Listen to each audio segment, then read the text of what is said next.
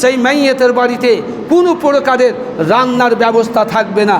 জি, আপনি বলছেন মৌলভী সাহেব আমরা বড় লোক, যে মৌলভী সাহেব আমার বাপ বড় লোক ছিল, আমার বাপের অনেক লোক আছে, আমাদের বংশ বড়, আমাদের গোটা এলাকা মিলিয়ে আমাদের অনেক কুটুম আছে, সুতরাং তারা আসবে, যদি একটুকু বন্দোবস্ত না করি, খাবার ব্যবস্থা না করি। আল্লাহ অঢাল সম্পদ দিয়েছে, অনেক সম্পদ দিয়েছে, এত সম্পদ বাপ রেখে গেল, সুতরাং বাপের মরাতে যদি একটুকু খাবারের বন্দোবস্ত না করি, ব্যবস্থা না করি, তাহলে আমাদের এই সমস্ত সম্পর্কীয় মানুষগুলো, আমাদের এই কুটুমগুলো, এরা সবাই দুঃখ পাবে, কষ্ট পাবে, তাই বাধ্য হয়ে দুটো রান্নার ব্যবস্থা করতে হয়। জি, আপনাকে বলছিলাম মাইয়েতকে কেন্দ্র করে মাইয়েতের পরিবারের পক্ষ থেকে রান্না করে যারা বাহিরাগত মেহমান আসবে দাফন করার জন্য, এরা নিজের স্বার্থকে সামনে রেখে এসেছে, এরা নিজের স্বার্থকে সামনে রেখে এসেছে, সুতরাং তাদের জন্য এক মুষ্টিও খাবার ব্যবস্থা করা শরিয়াতে কোনো স্থান নেই, শরিয়াতে কোনো জায়গা নেই। জি, আপনার খালাতো ভাই এসছে, আপনার মামাতো ভাই এসছে, আপনার ফুফাতো ভাই এসছে, আপনার খালা এসছে, আপনার মামু এসছে, আপনার মামি এসছে, আপনার যেই কেউ এসছে না কেন, এসছে তারা নিজের স্বার্থে এসছে তারা মাইয়েতকে দেখার জন্য, মাইয়েতকে দাফন করার জন্য, মাইয়েতকে দাফন দিবে। আল্লাহ রসুল সাল্লাল্লাহু আলাইহি সাল্লাম বলেছেন, যদি কোনো ব্যক্তি কোনো মাইয়েতকে দাফন করে জানাজায় শরিক হয়, জানাজায় শরিক হলে রাসূলুল্লাহ সাল্লাল্লাহু আলাইহি ওয়াসাল্লাম বলেছেন ওই ব্যক্তি এক উহুদ পাহাড় সমতুল্য নেকি আল্লাহ তাবারক ওয়া তাআলা তার আমল নামাতে দিয়ে দিবেন। সেই লোকটা যদি দাফনের কাজে অংশগ্রহণ করে, দাফন করে, তাহলে সেই লোকটি আপনার কিনা আরেকটি উহুদ পাহাড় সমতুল্য নেকি পাবে। অর্থাৎ কেউ যদি জানাজার সালাত আদায় করে এবং দাফন দেয়, অর্থাৎ মাটি দেয়, তাহলে সেই লোকটি দুই কিরাত, দুই উহুদ পাহাড় সমতুল্য নেকি আল্লাহ তাবারক ওয়া তাআলা তার আমল নামাতে দিয়ে দিবেন।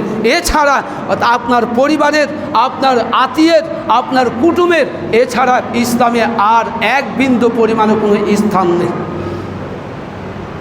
তারা কতক্ষণ আপনার বাড়িতে বসে থাকলো, তারা কতক্ষণ আপনার বাড়িতে কাঁদলো, খালার জন্য কাঁদলো, মায়ের জন্য কাঁদলো, বাপের জন্য কাঁদলো, কতটা কাঁদলো, এর জন্য 1 পয়সা পর্যন্ত কোনো নেকি হবে না। বরং মাইয়েতকে কেন্দ্র করে যদি কেউ অঝর নয়নে কান্না করে, সুর করে যদি কান্না করে, আল্লাহ রসুল সাল্লাল্লাহু আলাইহি সাল্লাম বলেছেন তার বিনিময়ে ওই মাইয়েতকে শাস্তি দেওয়া হবে, সাজা দেওয়া হবে, কষ্ট দেওয়া হবে। সুতরাং আপনার পরিবারের পক্ষ থেকে আপনার যে সমস্ত কুটুমগুলো এসেছে, মামাতো ভাই, খালাতো ভাই, ফুফাতো ভাই, আর যত যে এসেছে, এদের কর্তব্য হচ্ছে যে জানাজায় অংশগ্রহণ করা, তার জন্য দুয়া করা, তার জন্য মাগফিরাত কামনা করা। কিন্তু তার জন্য মাগফিরাত কামনা তো করলই না, সে তো মাগফিরাত কামনা করলই না, বরং সে আপনার বাড়ি থেকে ভুটি ভরে টুটি পর্যন্ত ভাত খেয়ে, মাংস ভাত খেয়ে, মাছ ভাত খেয়ে আপনার বাড়ি থেকে চলে গেল।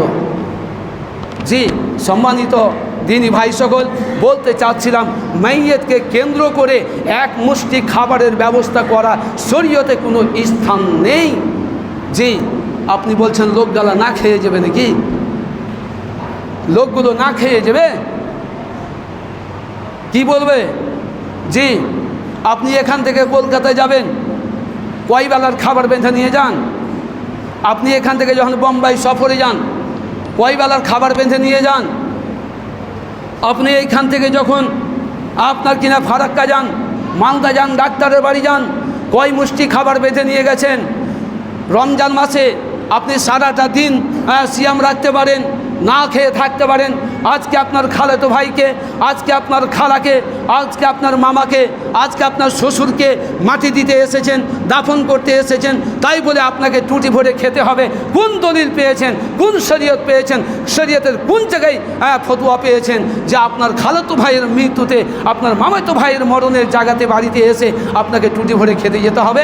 জি, এক বিন্দু পরিমাণ খাবার তৈরি করার স্থান ইসলামে অন্তত পক্ষে নয়। যদি আপনি করেন সেটা আপনি বাড়াবাড়ি করবেন, যদি আপনি করেন তাহলে আল্লাহকেও অপমান করবেন, যদি আপনি করেন রসুলকেও অপমান করবেন, অপদস্থ করবেন, যেহেতু ইসলামে কোনো স্থান নেই। তবে হ্যাঁ, খাবারের ব্যবস্থা করা যায়, খাবারের ব্যবস্থা করা যায়। কারা করবে? আত্মীয়ের লোকেরা করবে, শুধু ওই মাইয়েতের পরিবারের লোকেদের জন্য। ওই দিন মাইয়েতের বাড়িতে মাইয়েত হয়েছে, যার জন্য তার পরিবারের ব্যবস্থা করবে, তার আহারের লোক, তার পড়োশির লোকেরা, তাদের জন্য শুধু খাবারের ব্যবস্থা করবে। যেহেতু মাইয়েতের বাড়িতে 3 দিন যাবৎ, আল্লাহ রাসূল সাল্লাল্লাহু আলাইহি ওয়াসাল্লাম বলেছেন 3 দিন যাবৎ তার বাড়িতে কোনো খাবার তৈরি হবে না। এর দায়িত্ব পালন করবে শুধু তার পড়োশির মানুষেরা, পড়োশির লোকেরা।